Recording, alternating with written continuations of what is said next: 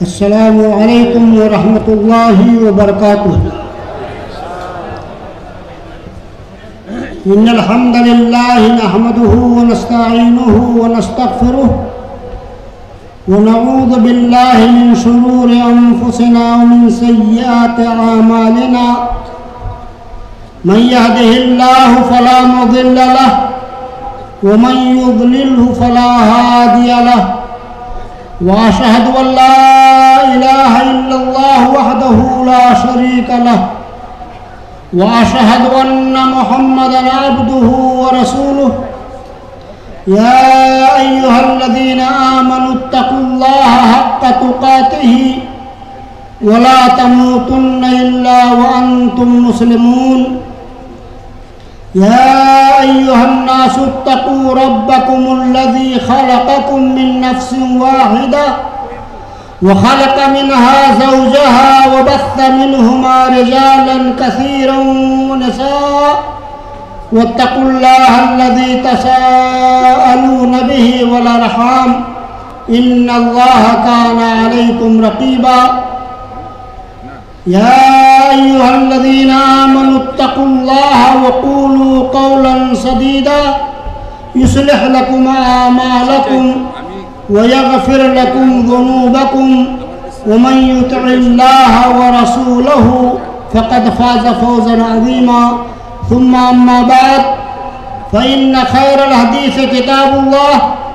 وخير الهدي هدي محمد صلى الله عليه وسلم وشر الأمور محدثاتها وكل محدثة بدعة وكل بدعة ضلالة وكل ضلالة في النار فأعوذ بالله السميع العليم من الشيطان الرجيم بسم الله الرحمن الرحيم وما ينطق عن الهوى إن هو إلا وحي يوحى وقال في موضع آخر ما آتاكم الرسول فخذوه وما نهاكم عنه فانتهوا وقال النبي صلى الله عليه وسلم عن أبي هريرة رضي الله عنه قال قال النبي صلى الله عليه وسلم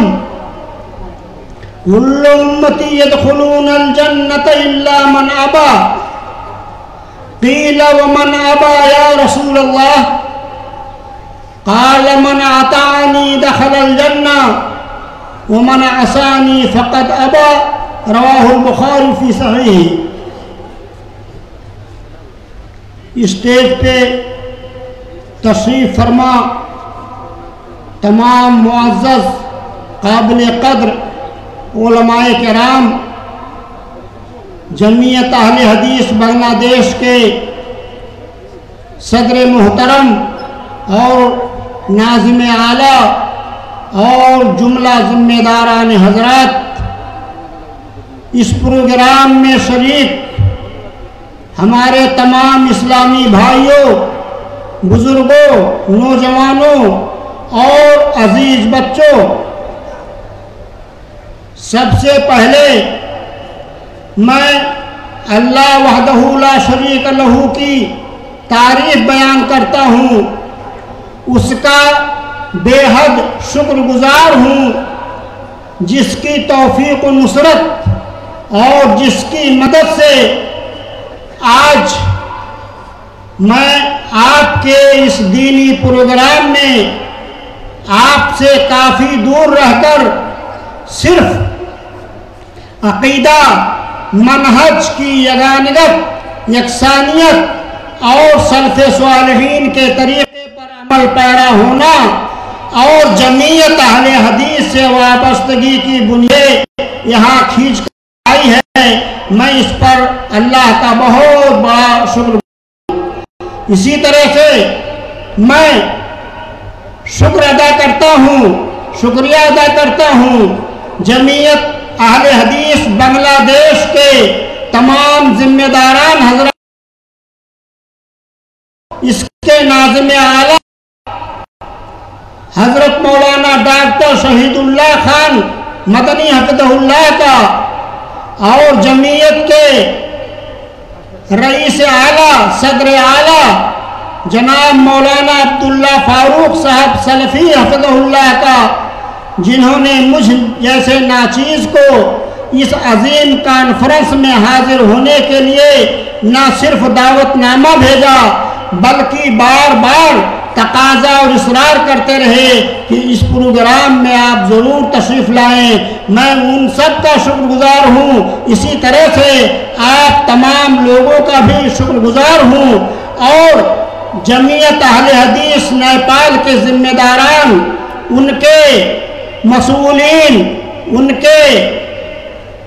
اراکین کی طرف سے میں آپ تمام لوگوں کو سلام عرض کرتا ہوں، اس لیے کہ چلتے ہوئے سبھی لوگوں نے یہ عرض کیا تھا کہ ہم لوگوں کا سلام بھی ہمارے جماعتی بھائیوں تک ضرور پہنچائیے گا، اس لیے میں ان سب کا سلام آپ تک پہنچا رہا ہوں۔ اللہ تعالیٰ سے دعا کرتا ہوں کہ رب العزت ہمارے یہاں آنے کو باعث خیر و برکت بنائے، اسے ہمارے لیے آخرت میں توشہ بنائے، اور آپ حضرات قریب اور دور سے چل کر کے جو آپ لوگ اس پروگرام میں شریک ہوئے ہیں، میں اللہ تعالیٰ سے آپ لوگوں کے لیے بھی دعا کرتا ہوں کہ اللہ تعالیٰ آپ لوگوں کو بھی اس کا دنیا اور آخرت دونوں جگہوں پر بہترین اجر عطا فرمائے۔ میرے مسلمان بھائیوں، جماعت اہل حدیث کا یہ امتیازی شان رہا ہے کہ وہ ہمیشہ سے کتاب اللہ قرآن مجید اور سنت رسول احادیث صحیحہ پر ہمیشہ گامزن رہے ہیں۔ انہوں نے ان دونوں کو اپنا بنیادی مصدر تصور کیا ہے اور دونوں کے مطابق ان کا ہمیشہ عمل رہا ہے، اور جماعت اہل حدیث اور اس سے وابستہ افراد کبھی بھی کسی بھی مسئلے میں قرآن و حدیث میں فرق نہیں کرتے ہیں اور کرنا بھی نہیں چاہیے، اس لیے کہ اللہ تعالیٰ نے خود قرآن مجید میں فرمایا ہے وَمَا يَنْطِقُ عَنِ الْهَوَىٰ إِنْ هُوَ إِلَّا وَحْيٌ يُوحَىٰ۔ نبی پاک اپنی طرف سے کچھ نہیں کہتے ہیں، نبی پاک جو بھی فرماتے ہیں وہ اللہ کی طرف سے وحی ہوتا ہے۔ اسی لیے ہمارے اسلاف نے یہ بتلایا ہے کہ قرآن مجید کی طرح احادیث صحیحہ بھی وحی ہیں، فرق صرف اتنا ہے کہ قرآن مجید وحی مطلوع ہے اور احادیث صحیحہ وحی غیر مطلوع ہے۔ تو میرے مسلمان بھائیوں، ہمیں قرآن اور حدیث میں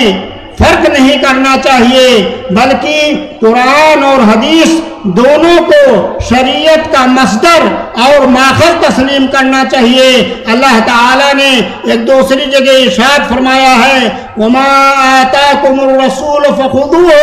وَمَا نَهَاكُمْ عَنْهُ فَانْتَهُوا۔ رسول جو بھی تمہیں دیں، رسول جو بھی بتائیں، رسول جن چیزوں کا بھی حکم دیں، رسول پاک صلی اللہ علیہ وسلم جن بھی چیزوں سے روکیں، وہ تمام چیزوں سے ہمیں رکنا چاہیے۔ ما آتاکم الرسول فخذوہ، جو رسول دیں اسے لے لو اور جس سے روکیں اس سے رک جاؤ۔ تو اس آیت کریمہ میں اللہ کے رسول صلی اللہ علیہ وسلم کی اتباع، آپ کی اطاعت کا صریح طور پر حکم دیا گیا ہے، اور اسی طرح قرآن مجید سے یہ متعدد آیات میں ثابت ہے کہ رسول کی اطاعت، رسول کی فرما برداری کرنا یہ امت مسلمہ پر فرض ہے، اور اللہ اور اس کے رسول کی اطاعت میں فرق کرنا یہ درست اور جائز نہیں ہے۔ اسی طرح سے رسول کی نافرمانی، آپ کی بات کو نہ ماننا، اسے کفر قرار دیا گیا ہے۔ چنانچہ قرآن مجید میں ایک جگہ نہیں بے شمار جگہوں پر اللہ تعالیٰ نے اپنی اطاعت و فرما برداری کے ساتھ ساتھ اپنے نبی کی بھی اطاعت کا حکم دیا ہے اور دونوں کا ذکر ایک ساتھ کیا ہے۔ اللہ تعالیٰ فرماتا ہے اطیعوا اللہ و اطیعوا الرسول فَإِن تَوَلَّوْا فَإِنَّ اللَّهَ لَا يُحِبُّ الْكَافِرِينَ۔ اے لوگو، اللہ کی اطاعت کرو، رسول کی اطاعت کرو، اور اگر لوگ اس سے پھر جاتے ہیں، رسول اور اللہ کی اطاعت نہیں کرتے ہیں، تو انہیں کافر قرار دیا گیا۔ اور اللہ نے فرمایا کہ اللہ تعالیٰ کافروں کو پسند نہیں کرتا۔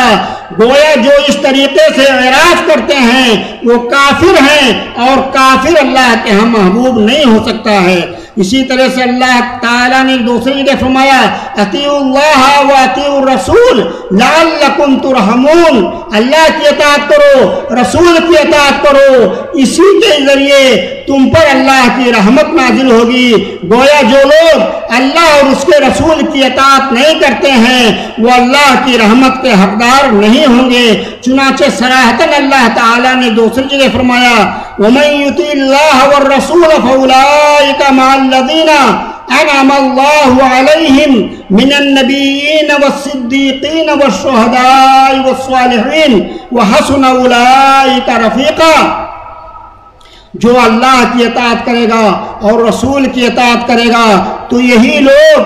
وہ لوگ ہیں جن کا انجام، جن کا حشر آخرت میں نبیوں کے ساتھ، صدیق اور شہداء کے ساتھ اور امت کے نیک لوگوں کے ساتھ ہوگا۔ وَحَسُنَ أُولَٰئِكَ رَفِيقًا، اور یہ بہترین رفیق اور ساتھی ہیں۔ اس آیت میں واضح کر دیا گیا کہ اللہ اور اس کے رسول کی اطاعت کرنے سے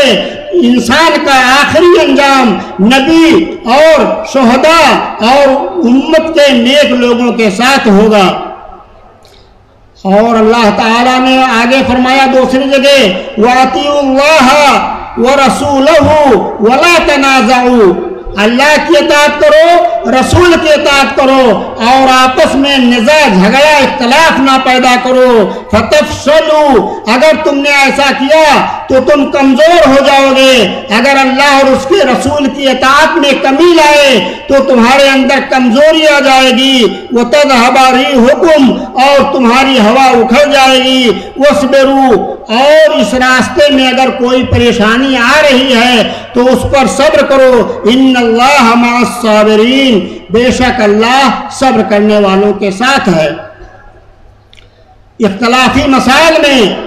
قرآن مجید نے ہمیں یہ رہنمائی کی ہے کہ ہم جس طرح سے اللہ کے کلام قرآن مجید کی طرف رجوع کرتے ہیں اسی طرح سے اگر کسی مسئلے میں اختلاف ہو جائے تو ہمیں حدیث کی طرف رجوع کرنا چاہیے۔ اللہ تعالیٰ کا فرمان ہے اطیعوا اللہ و اطیعوا الرسول و اولی الامر منکم فَإِن تَنَازَعْتُمْ فِي شَيْءٍ فَرُدُّوهُ إِلَى اللَّهِ وَالرَّسُولِ إِن كُنتُمْ تُؤْمِنُونَ بِاللَّهِ وَالْيَوْمِ الْآخِرِ ذَلِكَ خَيْرٌ وَأَحْسَنُ تَأْوِيلًا۔ اللہ رسول کی اطاعت کرو اور رسول اور اللہ کی اطاعت کے ساتھ اپنے ذمہ داران کی اطاعت کرو، جو معاملات کے مالک ہوں ان کی اطاعت کرو، اور اگر کسی مسئلے میں اختلاف ہو جائے تو اسے اللہ اور اس کے رسول کی طرف لوٹا دو۔ اگر تمہیں اللہ اور آخرت پر ایمان ہے تو یہی بہتر طریقہ کار ہوگا۔ قرآن مجید کے عظیم مفسر جلیل القدر تابعی مجاہد رحمہ اللہ کا فرمان ہے، آپ فرماتے ہیں کہ الرد الى اللہ هو الرد الى القرآن والرد الى الرسول هو الرد الى السنہ۔ اس آیت میں جو اللہ اور رسول کی طرف لوٹانے کا حکم دیا گیا ہے اس میں اللہ کی طرف لوٹانے سے مراد قرآن کی طرف لوٹنا ہے، اور رسول کی طرف لوٹنے کا مطلب آپ کی صحیح حدیثوں کی طرف لوٹنا ہے۔ امام شاطبی رحمۃ اللہ علیہ نے اپنی مشہور کتاب موافقات میں تحریر فرمایا ہے کہ جہاں جہاں یا اللہ کی اطاعت کے ساتھ رسول کی اطاعت کا ذکر ہے وہاں مراد یہ ہے کہ رسول نے جو حدیث میں حکم دیا ہے اس کی بھی اطاعت اسی طرح کی جائے جیسے قرآن کی اطاعت کی جاتی ہے، کیونکہ اگر قرآن اگر وہ قرآن ہوتا تو پھر اطاعت اللہ میں آ جاتا، یعنی اگر صرف قرآن پہ عمل کرنا ضروری ہوتا تو اطیع اللہ یہ کافی ہو جاتا، اطیع الرسول کہنے کی ضرورت نہیں تھی۔ اور جب اطیع الرسول کہا گیا تو معلوم ہوا کہ جس طرح سے اللہ کی اطاعت کرنی ہے اسی طرح سے رسول صلی اللہ علیہ وسلم کی بھی اطاعت فرض ہے۔ آپ نے فرمایا الرد الی النبی سے مراد آپ کی وفات کے بعد سنت کی طرف لوٹنا ہے۔ میرے مسلمان بھائیوں، میں اپنی بات کو مختصر کرنا چاہتا ہوں۔ میں آپ کو بتا دوں کہ قرآن مجید کی بہت ساری آیتوں میں اس طرح کا حکم دیا گیا ہے اور رسول کی مخالفت سے بھی روکا گیا ہے۔ فرمایا گیا کہ فَلْيَحْذَرِ الَّذِينَ يَخَالِفُونَ عَنْ أَمْرِهِ أَن تُصِيبَهُمْ فِتْنَةٌ أَوْ يُصِيبَهُمْ عَذَابٌ أَلِيمٌ۔ جو لوگ رسول کی اطاعت نہیں کرتے، رسول کی بات نہیں مانتے ہیں، تو چاہیے کہ وہ اس بات سے ڈریں کہ یا تو وہ کسی فتنے میں مبتلا ہو جائیں گے یا اللہ کی طرف سے ان پر بہت بڑا عذاب آ جائے گا۔ اسی طرح سے فرمایا گیا وَمَا كَانَ لِمُؤْمِنٍ وَلَا مُؤْمِنَةٍ إِذَا قَضَى اللَّهُ وَرَسُولُهُ أَن يَكُونَ لَهُمُ الْخِيَرَةُ مِنْ أَمْرِهِمْ وَمَن يَعْصِ اللَّهَ وَرَسُولَهُ فَقَدْ ضَلَّ ضَلَالًا بَعِيدًا۔ جب اللہ اور اس کا رسول کسی بات کا حکم دے دیں تو کسی بھی مومن کو یہ اختیار نہیں ہے کہ اس میں قیل قال کرے، مانے یا نہ مانے، ایسا نہیں ہے، اس کا ماننا ضروری ہے۔ اور جو رسول کی نافرمانی کرتا ہے وہ شخص سخت گمراہی میں مبتلا ہو جائے گا۔ ان آیات کے علاوہ اللہ کے نبی جناب محمد رسول اللہ صلی اللہ علیہ وسلم نے احادیث میں بھی اپنی اطاعت کا حکم دیا ہے۔ میں نے بھی پڑھا آپ کے سامنے کہ اللہ کے رسول صلی اللہ علیہ وسلم نے فرمایا ہے کہ میری امت کے تمام لوگ جنت میں جائیں گے لیکن جو انکار کر دے گا وہ جنت میں نہیں جائے گا۔ صحابہ نے جب پوچھا کہ انکار کون کرتا ہے تو آپ نے فرمایا جس نے میری اطاعت کی وہ جنت میں جائے گا اور جس نے میری نافرمانی کی وہی نافرمان ہیں، وہی لوگ جنت سے دور ہو جاتے ہیں۔ یہ قرآن اور حدیث کے یہی احکام تھے جن کی بنیاد پر ہمارے صحابہ کرام رضوان اللہ علیہم اجمعین شدت کے ساتھ احادیث پر عمل کرتے تھے۔ اللہ کے رسول صلی اللہ علیہ وسلم کے فرمان کے سامنے صحابہ خود صحابہ کی باتوں کو نہیں مانتے تھے۔ بہت سارے واقعات ہیں، لوگوں نے ابو بکر کی بات نہیں مانی، عمر رضی اللہ عنہ کی بات نہیں مانی اور یہ کہا کہ اللہ کے کلام کے، اللہ کے رسول کی بات ہوتے ہوئے کسی صحابی کی بات کو ہم نہیں مانتے۔ آج میرے بہت سارے بھائی ہیں جو احادیث رسول کو ٹھکرا دیتے ہیں اور یہ کہتے ہیں کہ ہمارے ائمہ نے یہ کہا ہے، جبکہ ائمہ نے خود تمام اماموں نے، امام مالک، امام ابو حنیفہ،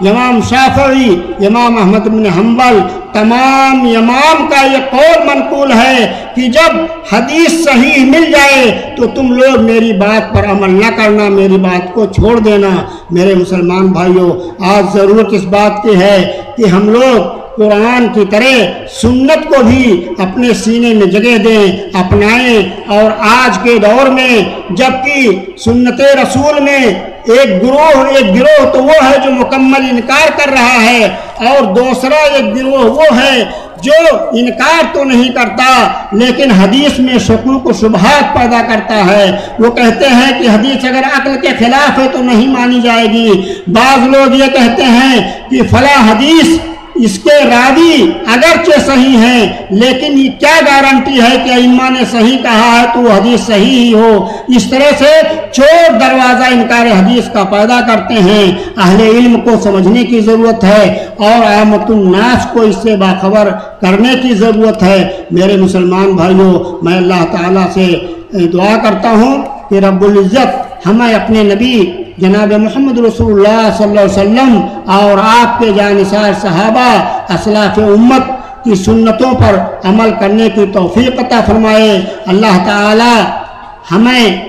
ان لوگوں کے فتنوں سے محفوظ رکھے جو حدیث کا انکار کرتے ہیں یا حدیث میں شکوک و شبہات پیدا کرتے ہیں۔ اللہ تعالیٰ جب تک دنیا میں رکھے ایمان اسلام پر رکھے، خاتمہ اسلام پر ہو، دنیا میں رب العزت دنیا کی بھلائی عطا فرمائے اور مرنے کے بعد آخرت میں جنت میں جگہ عطا فرمائے۔ اقول قولی ھذا واستغفر اللہ لی ولکم ولسائر المسلمین فاستغفروہ من کل ذنب انہ هو الغفور الرحیم۔ والسلام علیکم ورحمۃ اللہ وبرکاتہ وشکرا لکم۔